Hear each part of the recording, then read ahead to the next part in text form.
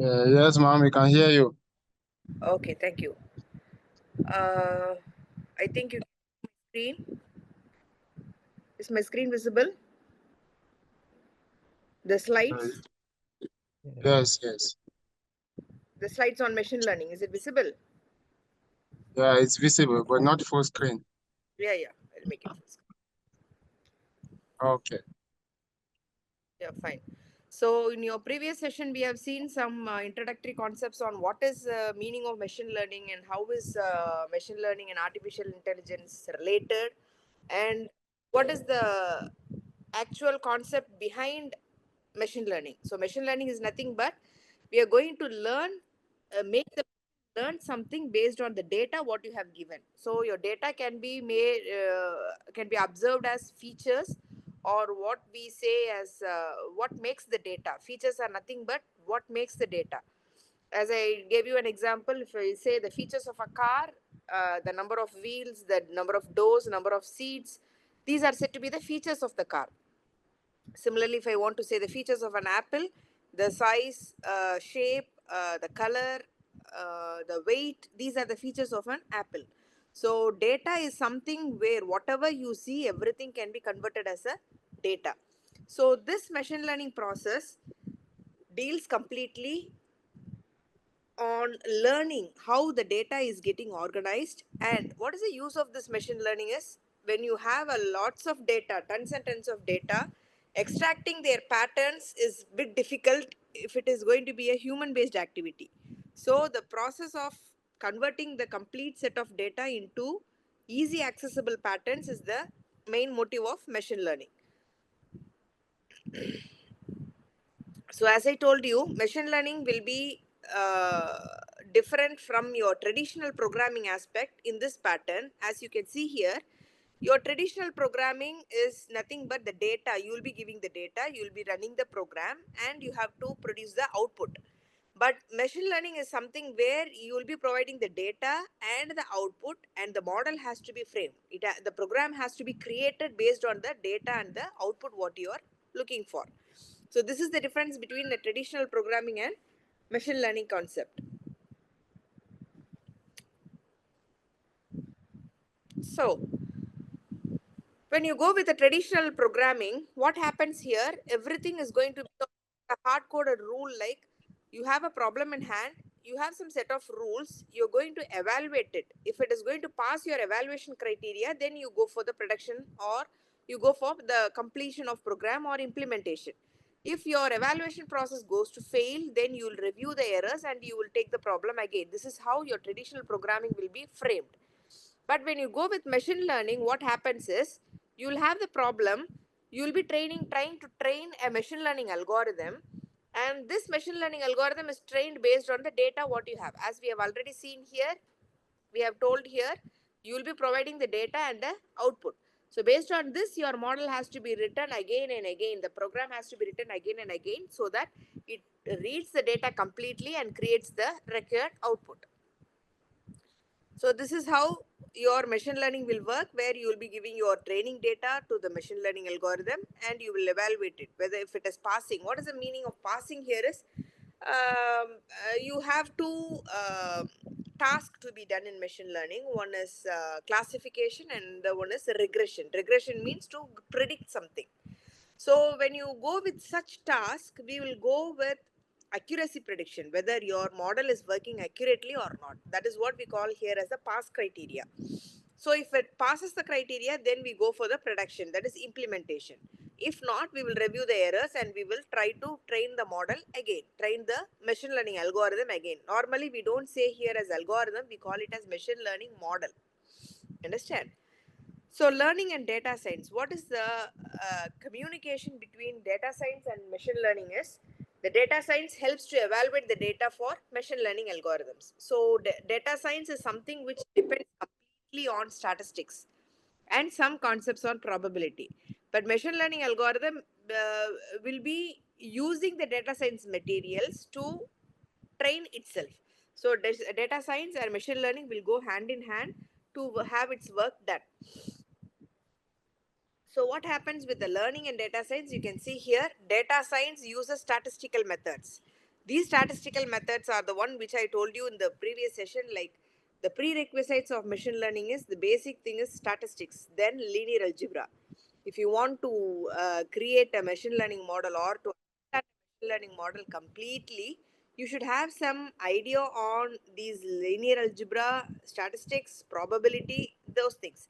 Suppose if you feel, no, I'm not interested in modifying any machine learning algorithm, I just want to implement a existing machine learning algorithm on the data, yes, fine, you can go on.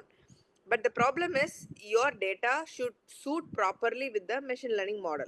If it is not suiting, your performance metrics will go down. Like accuracy will be very less, the error rate will be very high. So to make these changes, we should change the parameters of the machine learning model. So to change the parameters of the machine learning model, you should have some basic idea on the statistics and linear algebra. So the statistical machine learning, as we say, it will depend on the math techniques which are related with the data science. So these data science techniques are the one which where we will integrate these machine learning, these statistical methods into the machine learning model, and your machine learning model will facilitate the artificial intelligence algorithms. Understand? So these are the tasks which can be done with machine learning techniques: classification, categorization, clustering, trend analysis, anomaly detection, visualization, and decision making. So these are the techniques what these are the outputs what you can derive from a machine learning technique implementation. Okay, so the first thing is classification. So what is classification? It is a technique in which the computer program learns from the data input given to it and then uses this learning to classify new observation. So what happens is, um, can anyone of you say what type of machine learning you know about? Can anyone say about it? Any machine learning method or where machine learning is used, or have how you feel as classification? What is classification?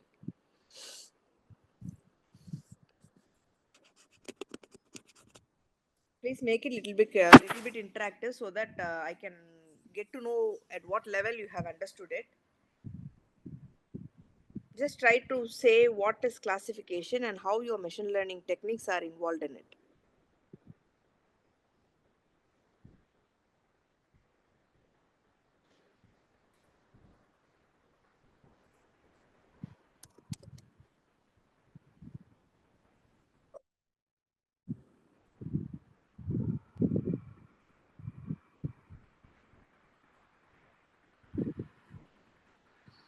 I need your response. Yes, ma'am. Sorry, we don't understand the question. How do you understand classification? What is the meaning of classification as you can understand? Till now we have seen, we are keeping on talking about machine learning. So what is this machine learning in your understanding?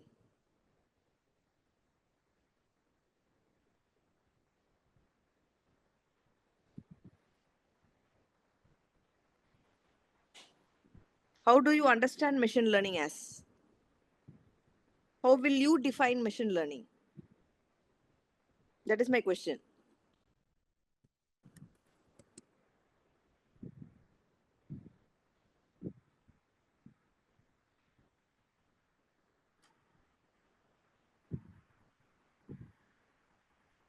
I think you can unmute yourself.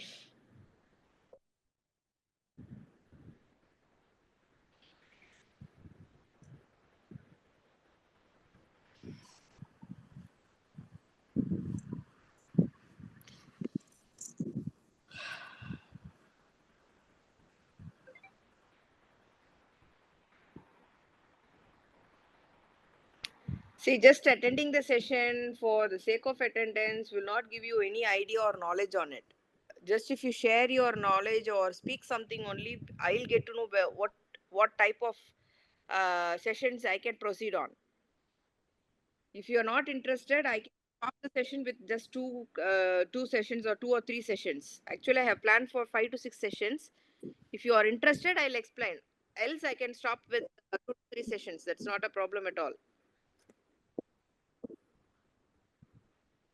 Ma'am, it's machine learning is about artificial intelligence systems to learn Okay. from data.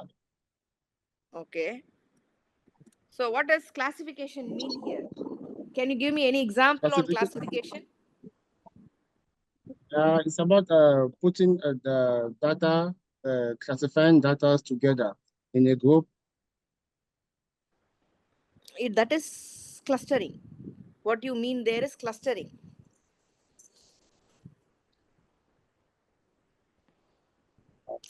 See, actually, classification, an example, if I can say, just have a set of student data, maybe a mark list of a student. Okay. So when you have the mark list of a student, I can have some 100 students as to have my. Can you see my screen now? The Excel sheet which I opened here. No, ma'am. Not showing. Yeah, that's Partially, not full. now. Yeah. Yes. Okay. So let me give the student name here. Student name. Then I can give mark 1 of the first subject, mark 2 of the second subject. Then I can say the result is going to be pass or fail. Pass or fail. So the student name I can write Amir. He is getting 55 and 67 and 90. Sorry, 67. Shabana is getting 42 and 80. So here I can say, I can fix a formula that if both the marks are going to be above 55 and above, then I can say it is a pass. If here you can say one mark is 80 and another mark is 42, which is less than 55, so it comes under fail category, right? Yes. Yes, ma'am. Yeah. Okay. So I have a lot of data in this. Maybe like I have hundreds of data in this, and the 101st data, 101st data, what I'm giving is maybe I give Fazil, who is having 80 and 87. Then the machine learning model will check. Actually, you will not provide the condition to the machine learning model. You will just provide only this data. So from this data, it reads by itself. From by reading lots and lots of data, it will understand. Okay, the pass criteria is both the marks should be 55 or above that.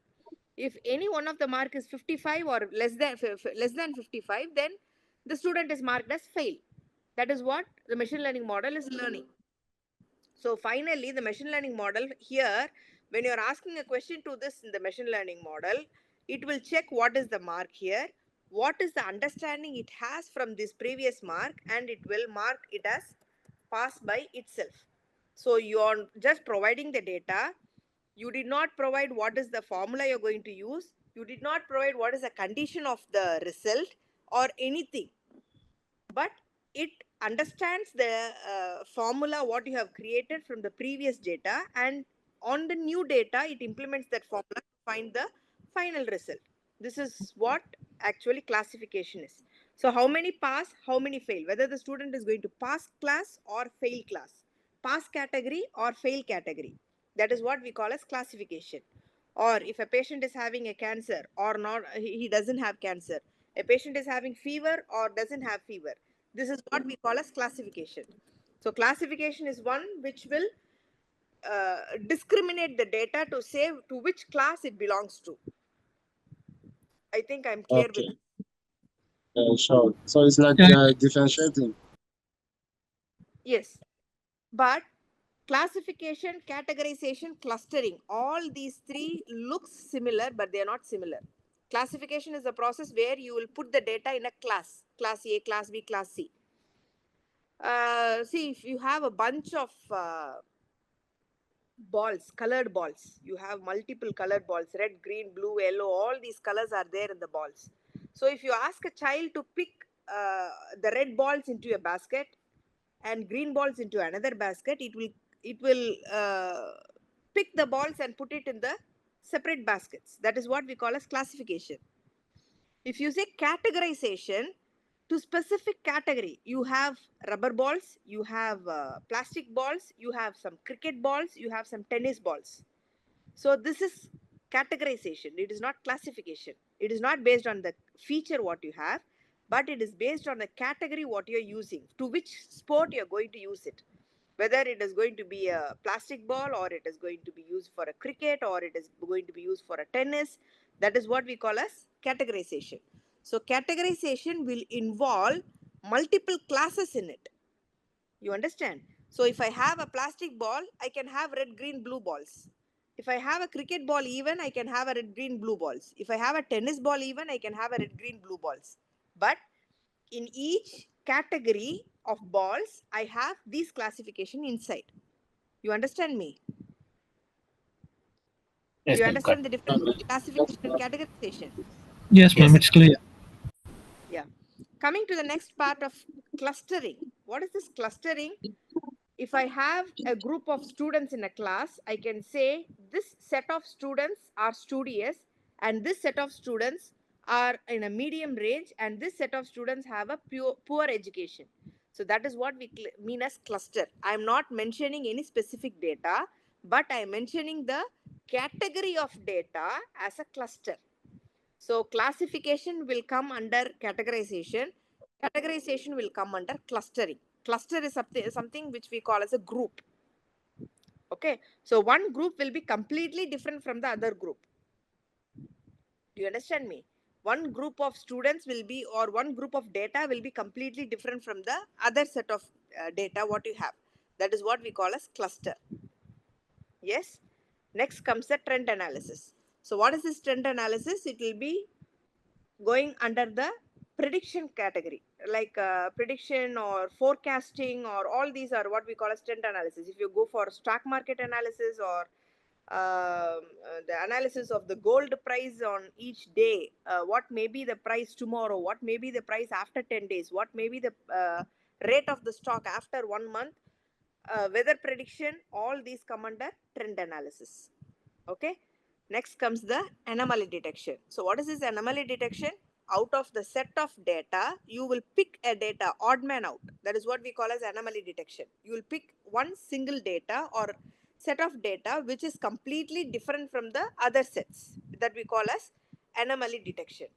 Generally, machine learning algorithms will focus primarily on outliers. We call them as outliers. Outliers are nothing but which are completely different from the existing data. That is what we call as anomaly detection. Anomaly detection is picking the odd man out. Okay. Next comes visualization. So visualization is nothing but you will be having all your data to be visualized in a graphical format or as a pictorial format. Okay. So as we proceed on, you will get to know what I am meaning on. Next comes the decision making. So this decision making process generally works with managerial ideas like business analytics. So for example, if I say I'm working on the trend analysis of a stock market, and I need to check whether I need to buy the stock or to sell the stock, then I need to make a decision. So how is this decision made? Based on my previous knowledge, what I have on that particular company's stock. I think most of you are aware of stock analysis, or what to say, the gold price market. If I want to if I want to buy a gold for example, I say like 10 to 15 grams or 50 grams of gold, then I will check for the minimal day when the price of the gold will go minimal. So I'll make a decision whether I'm going to buy it today or I'm going to buy it after a week.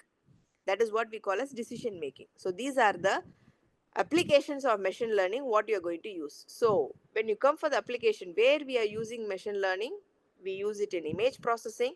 Like you take pictures in your mobile, you make some filters, you crop it. All these image processing comes under machine learning only. when the image processing is combined with any of the artificial intelligence technique, like machine learning or deep learning, we call them as computer vision. We don't call it as image processing. When image processing is combined with machine learning or deep learning, any one of the artificial intelligence technique, we call them as computer vision. Then robotics, as you know, data mining, video games, text analysis, healthcare, all these are the application domains of machine learning.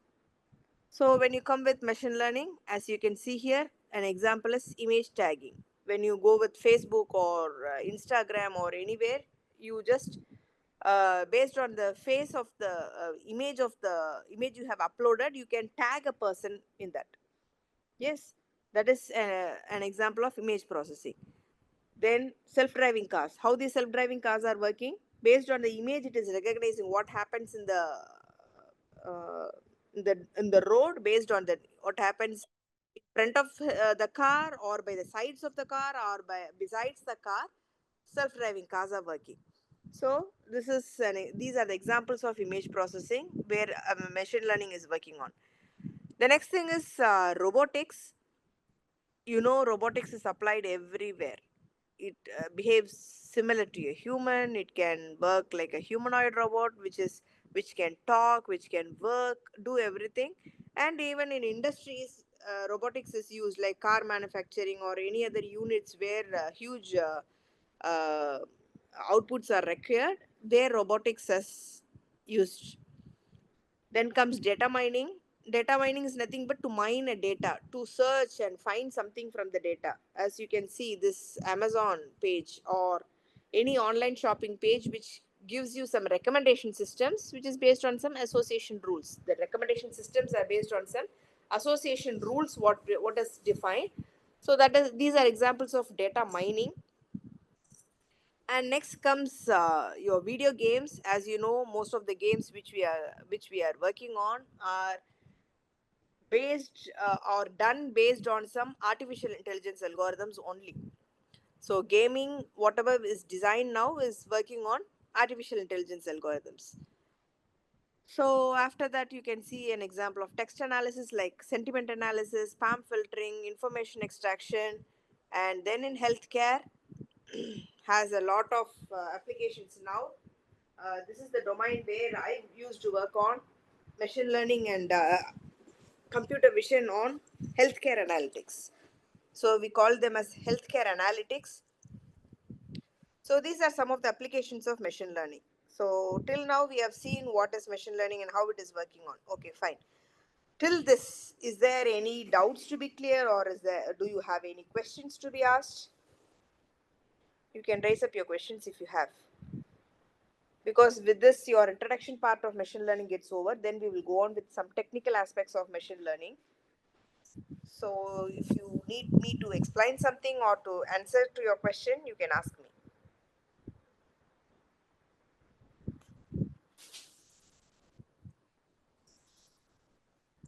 Is there any question? No, ma'am. Okay. So coming to the next session on machine learning, we will be having data wrangling and manipulation. So what is this data wrangling? See, when you take up the data, you need to collect the data. Like if I want to analyze some data, I need the data to be put up somewhere in my Excel sheet or as a paper or something. I need to store the data somewhere. So probably what we say is the data should be all in the same format. See, for example, I have one database. I call this as database 1. I have another database 2, where I have the register number of the student and the mark 1, mark 2, and mark 3, then the total. You can see here, these two databases are completely different, because I cannot map any of the data with any of the data among database 1 and 2. Am I right?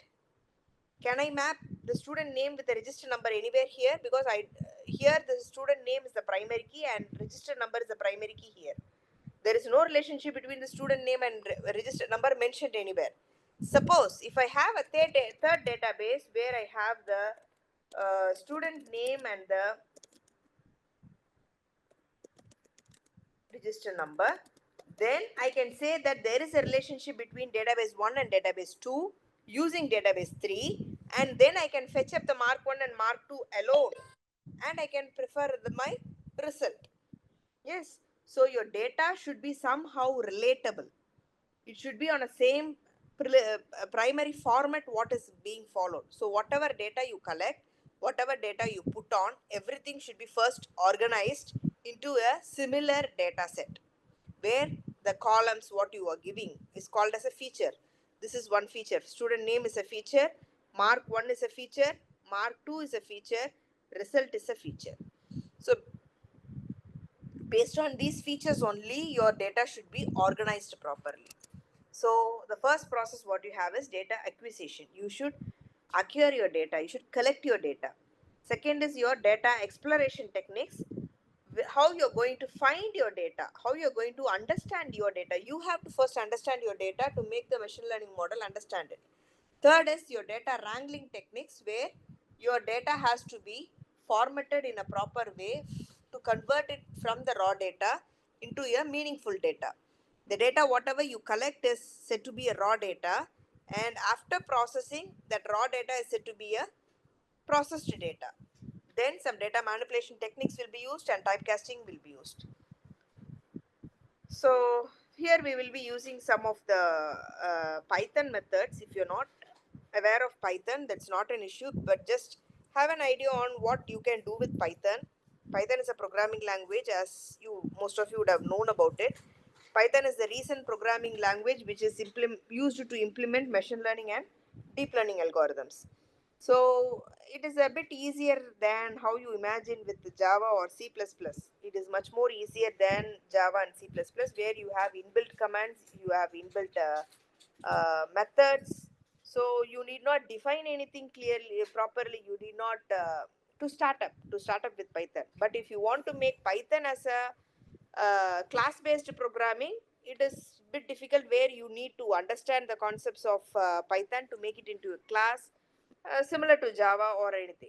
Okay. So the first thing is your data can be in any format. Here we have taken the CSV format. It can be in Excel. It can be a CSV format. In any type of in any format, you can provide the data. So your CSV file is to be converted as a program data, which is said to be a processed data, readable data, and thus that data has to be fed into your program. Program in the sense here as a machine learning model. So this is the template what we generally use use in Python to provide your data. So it is very easy. Like I don't want to explain the concepts of programming, since I was not insisted to. So just theoretical part we are going to look on. So here this is your CSV data which is fed into the program data, right? So then your program is converted into a program data, and you can retrieve your CSV file also. So you can either read the CSV, or you can write to as a CSV format, write your data into a CSV format. So this is for the XLS file. Coming to data exploration, these are some of the data exploration techniques what we will be using. So what is this data exploration technique is? One is to check the size of shape of the how many number of rows and how many number of columns you have in the data can be checked using data exploration technique. This is one such method on pandas. Pandas is a library. This is one such methods in Panda to help you to understand what is the size of the data you have given. So the size will be given as number of rows, comma number of columns. Okay. Then what is the type of the data you have? Whether you have it as an integer, you have it as a real, you have it as a float, you have it as a character. What is the data type? So that is what will be used by type of DF. DF is nothing but data frame. The data what you provide here to machine learning model will all be converted into data frames. Data will not be used directly, it will be converted into data frames. Okay. So the next exploration technique is slicing and indexing. This you would have seen in Java itself. If you are known with Java programming, you can slice your data as you wish. Like from 1 to 3, I want to take up the data. The data is given as an array list. So 0, 1, 2, 3, 4. This is the index for the data. So you will be taking the data from 1, 2, and 3. So it will be given as 2 to 3, 2 comma 3. Similarly, you can use a index location to fetch the data.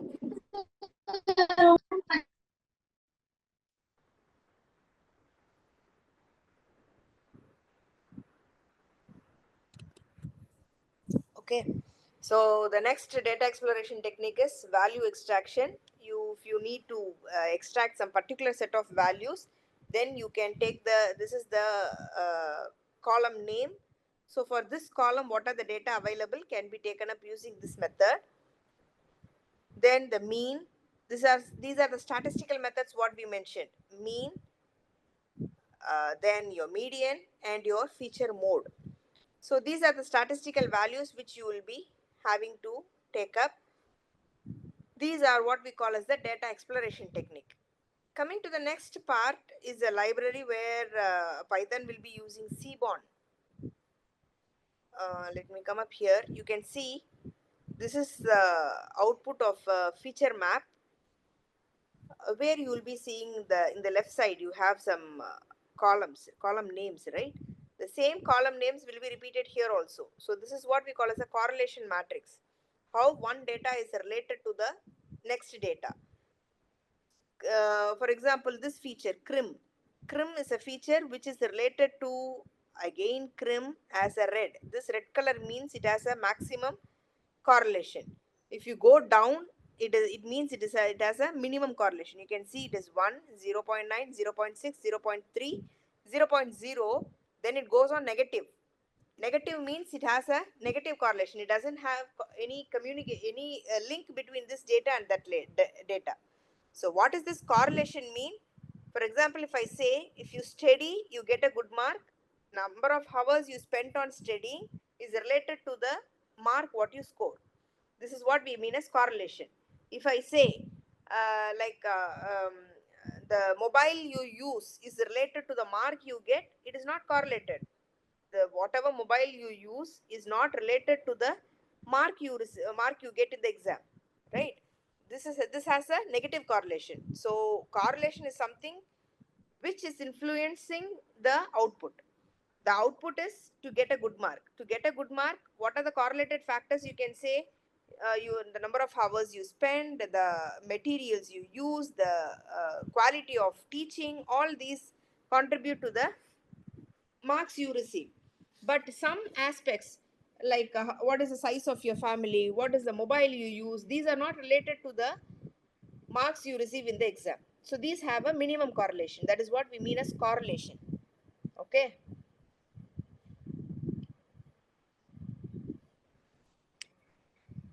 Is it clear? Yes, ma'am. Okay. So these are like the programming part. So I'm not going to look into this. Okay. Coming to data wrangling. What is this data wrangling? The process of manually converting or mapping your data from the raw format into another format which is usable by the program. It is what we call as data wrangling. So in data wrangling, we'll be converting your raw data into another format where your raw data cannot be used in the computer program or the machine learning model, and the other format, that is what we call as a processed data. This processed data can be used in data wrangling. So this involves some task on data wrangling like discovering, structuring, cleaning, enrichment, and validating. So why we need to do this data wrangling means you may have some data missing. For example, if I have, suppose if I don't give a data here, this prediction cannot be done because I need both the marks to predict the result. But if this data is missing, I cannot find what is the result here. So in that case, this becomes we call it as a NA. NA means null data.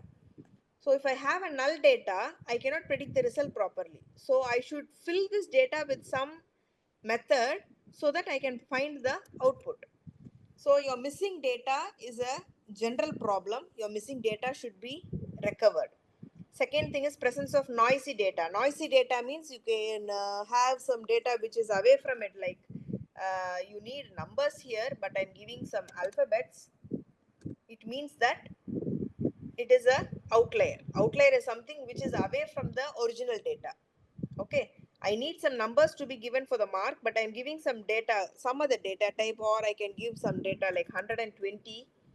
Even it is an outlier because I need marks from 0 to 100 only. That is the maximum mark what we will be generally having. But 120 is a mark which is out of the range. So that is what we call as outlier. Then inconsistent data. So you don't have a proper consistency in the data. Like sometimes you give a very high data, sometimes you give a very low data. Then it is said to be an inconsistent data. Then to prevent the data leakage. So for all these purposes, we need data wrangling methods. So why is data wrangling done? The first major purpose in general for practical applications, we used to see whether you have a missing data, whether you have a noisy data. So these two are the checks we will be making on practical implementation. So here you can see, for example, here you have a data set where you don't have a data here. These data are missing data. These are called as missing data. So at this stage, what we will do is we will consider some random data to fill over here. Okay. So what happens? Maybe I have this 5 data. So and the 6th data is missing. So I can take either the mean or median or mode of all these data to fill the data here. Okay, that is what we call as data filling or data mutation. So here if I have any missing data, it will be detected by the Python programming, like isNA is a method to check whether you have a null value or not. So if you want to make the missing value to be treated, you need to fill some data. We will be using imputation. Imputation is a method which we generally call in machine learning to fill the data. Imputate means to modify it or to trying to replace something. So the missing value will be replaced by the variable's mean. That is what we call as mean imputation. As I told you here, this missing data of the 6th data will be replaced by the mean values of all these. When you come with median imputation, median of all those values will be taken as a 6th value. Similarly, outlier. As I told you, your outlier should be in some particular range. If I say the marks of a student, it should be from the range of 0 to 100. If I'm giving some value in negative like -10 or 110, it means they are outliers. They are out of the range. You can see here, you have some values from 7.5 to 12. You have some values from 7.5 to 12, where you have another single value as 15, which is considered as an outlier, because the range what we have is 7.5 to 12 only. Suddenly there is one single value which is in 15. Suppose if I have another value in 13.5, then I cannot say 15 as an outlier, because then the range falls between 7.5 to 15. Similarly, here you can see all these yellow dots are in a range. Suddenly an yellow dot goes out of the range to 13, which we call this as an outlier. So these are the Python methods. I'm skipping up. Then comes data manipulation. So what is this data manipulation? How you're going to check your data? What is the data you have? Can be used by these Python methods: head, tail, values, group by, concatenation, and merging. Head is a method which will give you like the first 5 rows. Tail is a method which will give the last 5 rows. Values are the method which will give the values of a particular data frame, particular column. Group by, as you know, like Excel, how you do, we'll be grouping by some based on some condition. Concatenation is to merge to combine two data set. Merge is to merge completely. So these are the Python programming implementation. So I am not using them. If it is going to be on a practical session, these are useful. Okay. So Yes, here comes the major topic of machine learning, which we have already told about, supervised learning. There are two types of learning, which we call as supervised learning, and another one is unsupervised learning.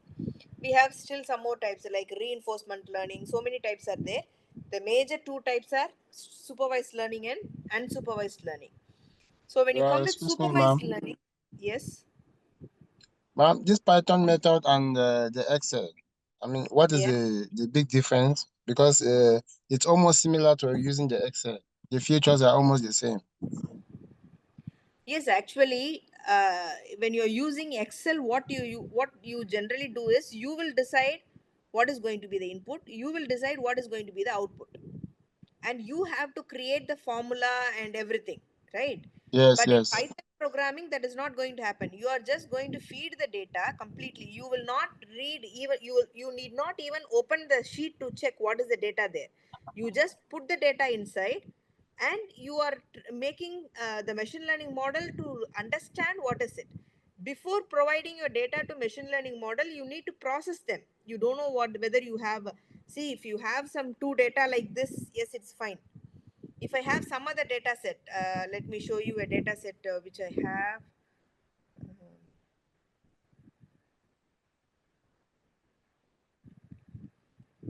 See, this is a data set for diabetes, which we have as a CSV file.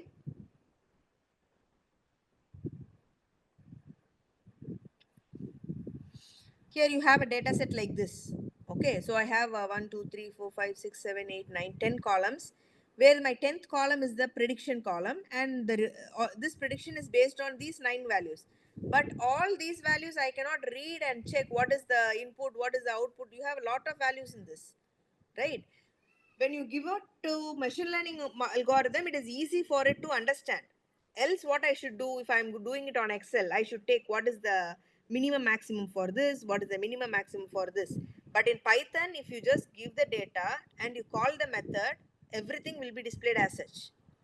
You need not work on each individual column or each individual, you need not even understand what is the data. You just put the data inside the Python methods, and it will work for you. That is the reason why we don't use Excel. We go for Python. This is the reason. Understand? Okay, ma'am. Thank you. Okay, thank you. Okay. So when you go with supervised learning, before going on to say what is supervised learning and unsupervised learning, you should first understand an example. See, you have a child. You have a small child who is about to start its learning process. Does a child walk by itself, or do you teach it to walk? Yeah, we teach him to walk. So if you don't teach them to walk, it will not walk. Yeah, he can walk, but it will take time.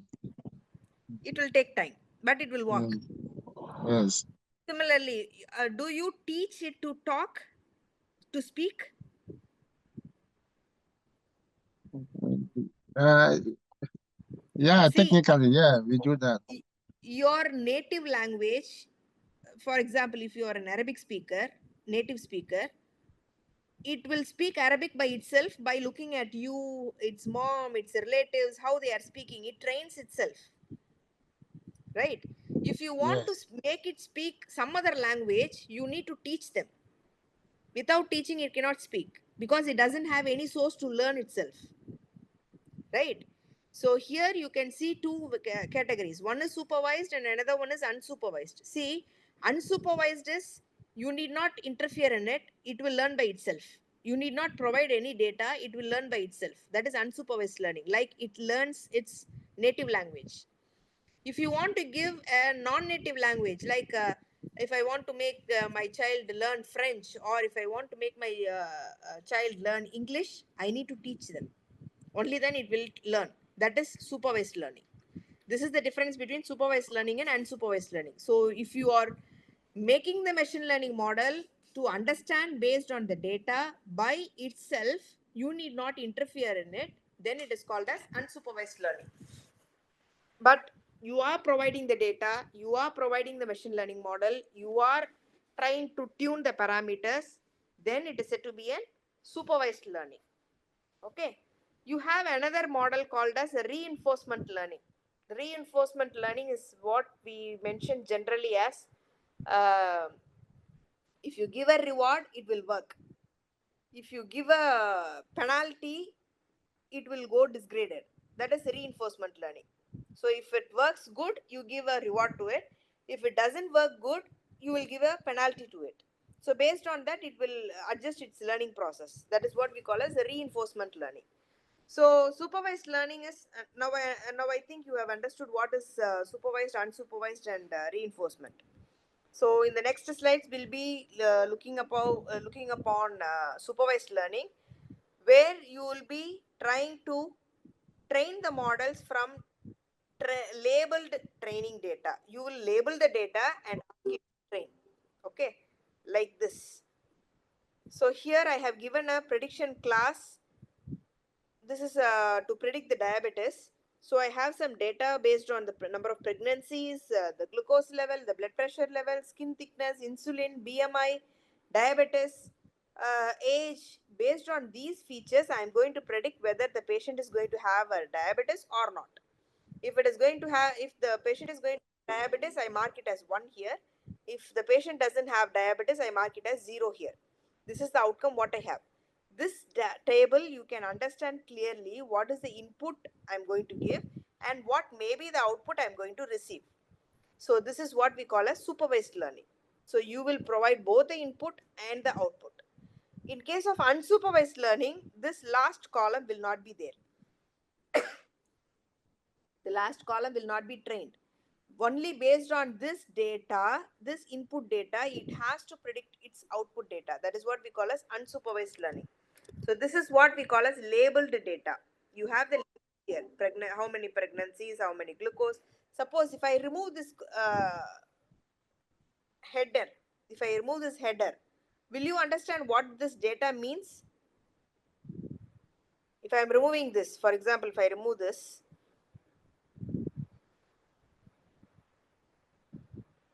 can you understand what this each column means? Is it easy to No. understand what this? No. So that is what we call as unsupervised. We will not give label for the data, that is unsupervised. If I give a data like this, you can easily understand what each column means. This is what we call as supervised. These are what we call as labeled data.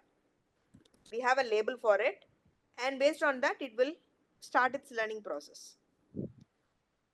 So some of the examples of supervised learning, the weather apps what we use, and whether you want to find whether if your email is going to spam or it is going to be your inbox in your inbox, then supervised learning works there.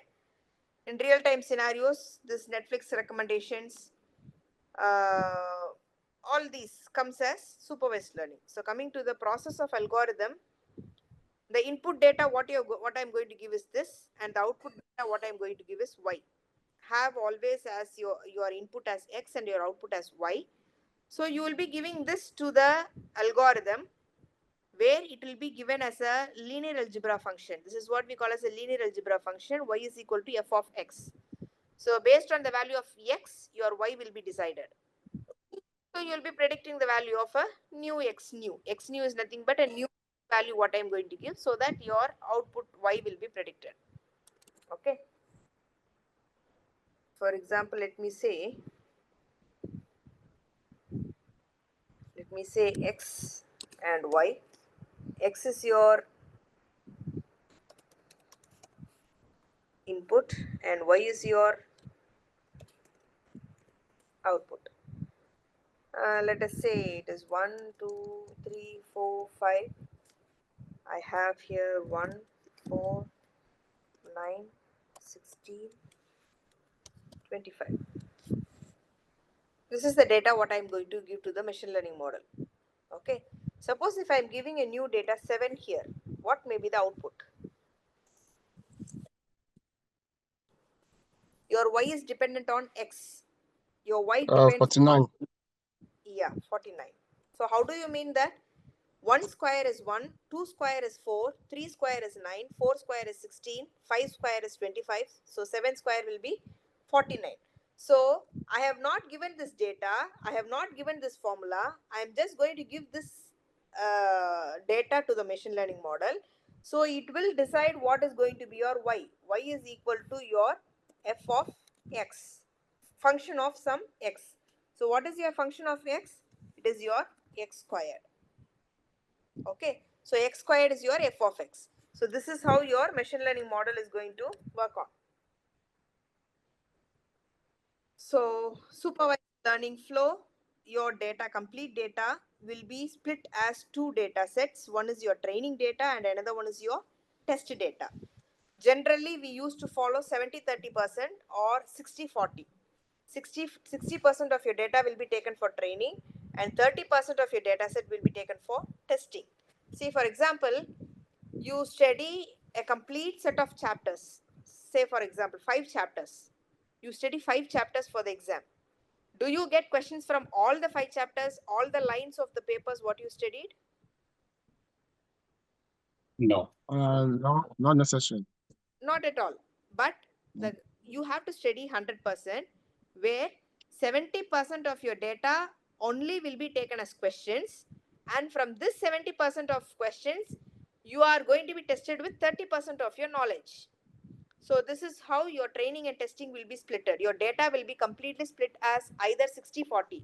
It is up to the size of the data. Sometimes we take it as 60-40, sometimes we take it as 70-30. These are the two ranges we have.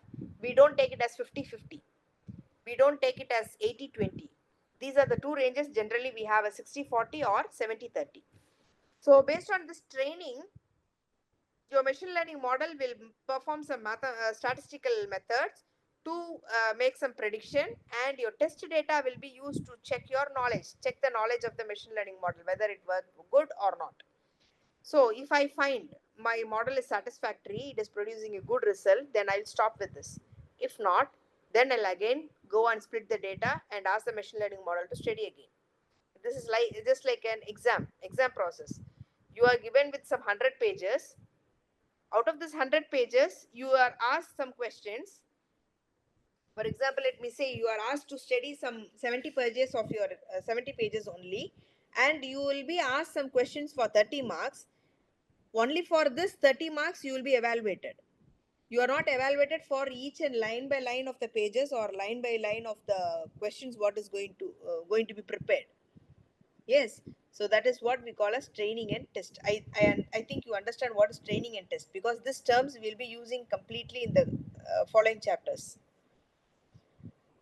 So you'll be providing a new data, your model will be predicted, and your prediction outcome will be analyzed, whether it is good or not. Okay. So there are some types of supervised learning. One is classification, another one is regression. What is this classification? As we saw already, you will be categorizing them as specific classes like pass, fail, disease, not disease, diabetic, non-diabetic. So you will be making it as a class. Regression is something where you will find some new value. As we saw here in this Excel sheet, this is a regression. What may be here? This is prediction. This is what we call as the regression process. Okay. Here you will be finding the class. Here you will be finding the value. If I mean this pass fail, then it is a classification. If I mean this is a regression. You understand what is this classification and regression now? Yes, ma'am. See, I have a set of cars. I have a sedan model. I have a SUV. I have a hatchback. I need to classify whether the new car, based on the weight, based on the color, based on the seats you have, based on the doors, all based on these features, you're going to decide whether it is a sedan, whether it is an SUV or a hatchback. This is the classification. If you say it is a prediction, what may be the rent of a house? If the house is located in this location, it has so many bedrooms, it is in this floor, maybe it is in the 6th floor or it is in the 1st floor, what may be the price of the house or what may be the rent of the house is based on this process is what we call as the regression problem. Okay, to predict something. So generally prediction or regression will have some values as output. Classification will have some classes as output. Okay, this This is what is told here. What class it belongs to. Here, how much it has. This is the quantity and this is the quality, right? So these are some of the classification algorithms what we will be using. Logistic regression, decision tree, random forest, naive Bayes classifier, support vector vision. So we will be looking into detail on all these algorithms in your next session. So it will take around another one session for me to complete supervised learning. So for regression, we have these algorithms: linear, multiple linear, polynomial, ridge, lasso, elastic net. These are the regression algorithms. So based on this introduction of supervised learning, we will be looking into all these algorithms, how these working, what is the metrics we use to check on it. All these we will be looking into the next session. Okay. Do you need any clarification till this? Okay, ma'am. Thank you. Shall I close the session? Yeah, okay. Thank you. Yeah, Thank you. thank you, madam. Thank you.